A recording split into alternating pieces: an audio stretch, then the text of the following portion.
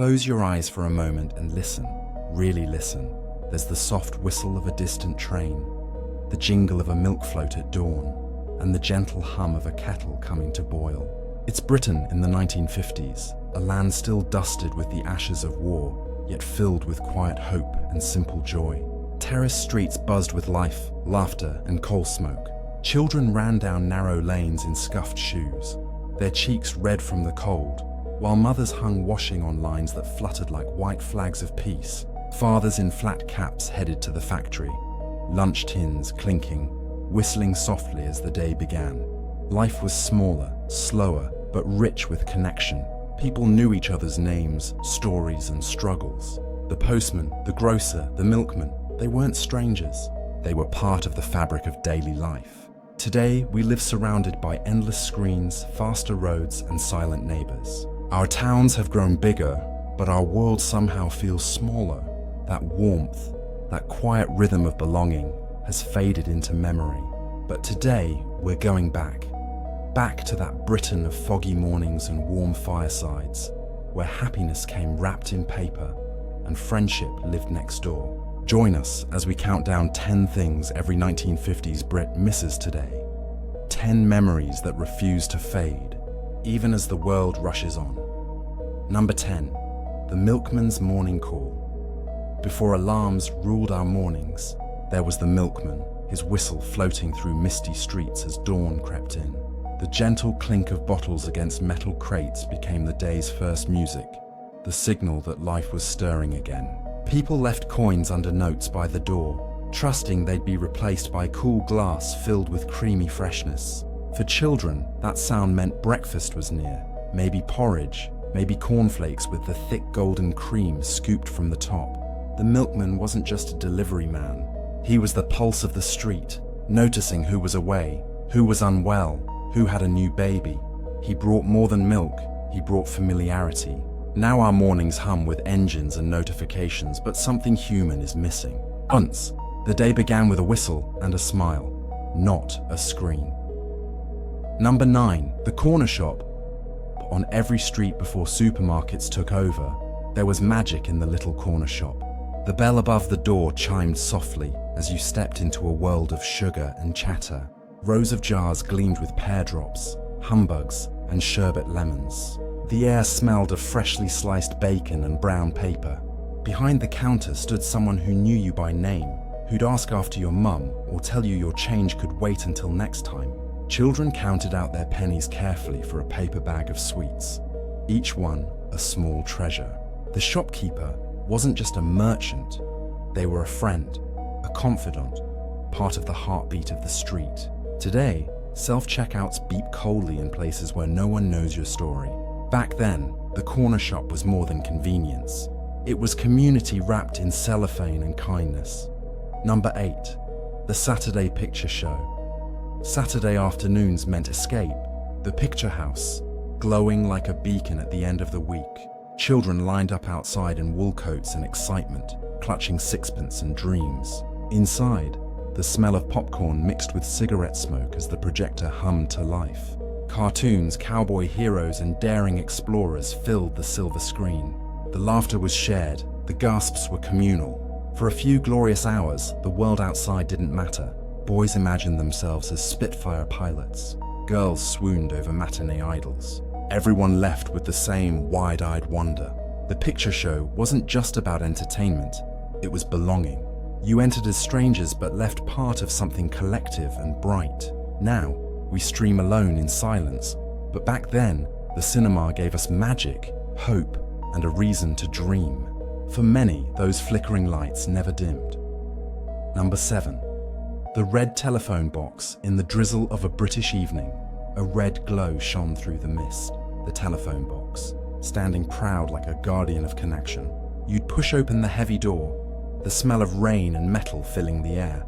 Inside, the world went quiet, except for the rhythmic clatter of coins and the whir of the rotary dial. Each call mattered because every second cost something. Every word was chosen with care. Lovers whispered promises. Soldiers called home. Families shared news that could break or heal hearts. That booth wasn't just a phone, it was a vessel of emotion, of courage, of human touch. Today we text thoughtlessly, but back then, a call could change everything. Those red boxes still stand in our streets, relics, yes, but filled with ghosts of voices that once bridged miles. Number 6. The family radio. When evening came, the house settled into its rhythm, the crackle of the fire, the smell of tea, and the soft hum of the radio warming up. The valves glowed, and soon a familiar voice filled the room, clear and steady. The Archers, The Goon Show, Listen with Mother, the soundtrack of post-war Britain.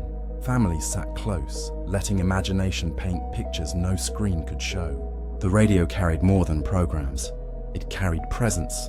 It was company for the lonely, comfort for the tired, and laughter for everyone in between. News of faraway places, music that lifted spirits. It all flowed from that single wooden box. Today we drown in endless noise, but none of it feels quite as close. Back then, one voice could unite a family, a street, a nation. The radio wasn't background, it was life itself. Number 5. The local dance hall. If you were young in the 1950s, the dance hall was your world. You could smell the cologne, hear the scratch of shoes on polished floors, and feel the bass of a live band rumbling in your chest. Couples swayed under spinning lights, shy glances turning into slow steps, laughter echoing as the night went on. After years of rationing and silence, this was freedom, music, movement, and maybe, if you were lucky, love. Many met their partners there, faces glowing under the shimmer of the mirror ball. The band would pause, hearts would race, and someone always asked, "Care to dance?" Those moments were fragile, fleeting, and unforgettable. Today, love starts with swipes, not songs, but in the 1950s, romance had rhythm, and every twirl on that floor carried the hope of tomorrow. Number 4. The post-war street games, no screens. No gadgets, just chalk, laughter, and endless imagination. Children ruled the streets, turning every alley into an adventure. Hopscotch drawn in white chalk, tin cans stacked high for kick the can, marbles glinting in the dust. Boys raced matchbox cars, girls skipped ropes to rhymes everyone knew by heart. The sound of laughter echoed off brick walls, a symphony of joy in a world still finding its feet. There were no helmets, no apps, just scraped knees and pride. Parents didn't need to call them home. The glow of the street lamps told them when to stop. Today's children play inside, safe but silent. Back then, the world outside was theirs, rough, real, and full of wonder. Those games built friendships that lasted lifetimes. They built resilience too. The streets were our playgrounds, and life itself was the prize. Number 3. The fish and chip. Supper Friday night, and the smell hit you before the door even opened. Vinegar in the air, sizzling oil, and a warmth that wrapped around you. You'd hand over your coins and wait as the fryer wrapped your meal in yesterday's newspaper. Cod, chips, a sprinkle of salt, humble perfection. Families gathered around the table, steam rising, stories shared between bites. It wasn't fancy, but it was sacred. After a long week, this was Britain's comfort. Crispy, golden, shared. Even those with little found a way to make room for it. Today, it comes in boxes with brand logos, but somehow it's lost its soul. Because back then, every bite tasted like home, like laughter, like belonging. And when the paper soaked through with vinegar, you didn't mind. It was proof of a meal made with heart. Number 2. The coal fire hearth. Before central heating, warmth had a face. The coal fire, glowing in every home's heart. You could hear the hiss as the coal caught. Watch the orange flames dance across the grate. The smell of soot and comfort filled the air as families gathered close, talking, mending, dreaming. Socks dried on the fender, bread toasted on a fork, cats purred beside the rug. The fire made winter bearable, but more than that, it made it beautiful. It was the evening's companion, a flickering witness to laughter, quarrels, and quiet reflection. When the last ember faded, you knew it was time for bed. Now our warmth is instant but empty, controlled by a switch. That hearth was alive, it breathed, it glowed, it listened. The coal fire didn't just heat rooms, it held memories in its ashes. Number 1. The sense of neighbourhood. Every street in the 1950s had a soul. Neighbours weren't strangers. They were family without the name.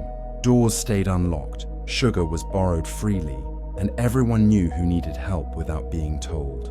When someone was ill, meals appeared unasked. When a child fell, a dozen arms lifted them up. People shared what little they had because together it felt like enough. There was pride in the street, in keeping it tidy, in looking out for one another, in knowing you belonged. Today, we pass hundreds of faces and learn none of their names. The closeness has thinned, replaced by polite distance. But those who lived it still remember the laughter over garden fences, the kindness left on doorsteps. In those simple connections lay something profound, unity. And when we cared for our neighbours, we were never truly alone. So there they are, 10 pieces of a vanished Britain, still shining in the hearts of those who remember.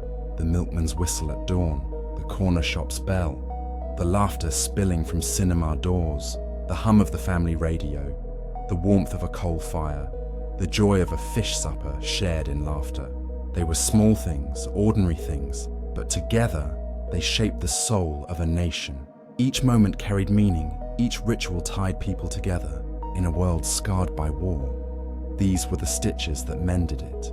Today, we have more of everything: comfort, convenience, choice, but perhaps a little less of what truly mattered: the patience to listen, the pride in small things, the tenderness of community.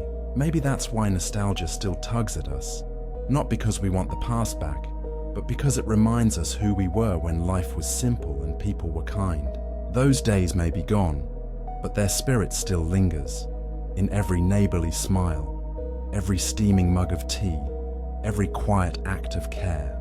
Britain may have changed, but its heart still beats in those memories. If you felt something stir in your chest today, then join us. Subscribe to Britain Rewind, where we bring the stories of old Britain back to life.